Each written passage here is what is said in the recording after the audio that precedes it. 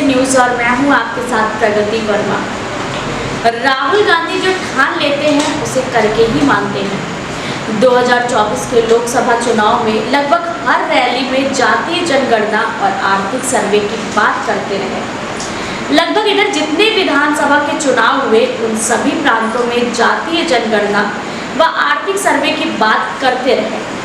लोगों के मन में यह बात भी उठी कि जिन प्रांतों में कांग्रेस की सरकार है, क्या राहुल गांधी वहां आर्थिक सर्वे, जातीय जनगणना व आरक्षण की सीमा 50% को तोड़कर आगे बढ़ाने की बात करेंगे भी।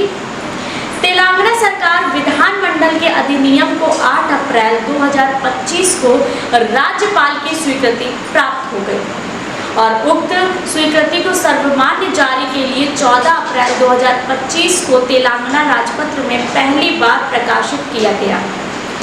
14 अप्रैल को भारतीय संविधान के निर्माता डॉक्टर भीमराव अंबेडकर की जयंती के दिन ही को ही चुना।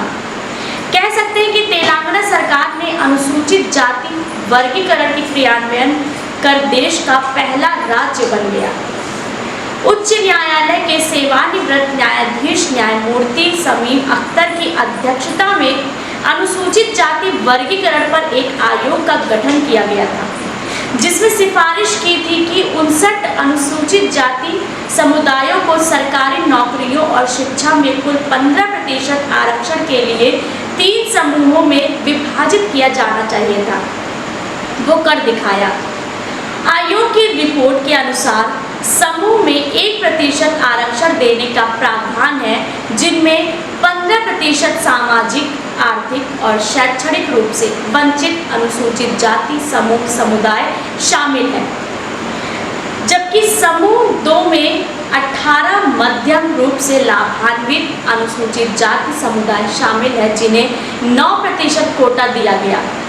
समूह 3 में 26 उल्लेखनीय रूप से लाभान्वित अनुसूचित जाति समूह समुदाय शामिल है, जिन्हें 5% आरक्षण दिया गया।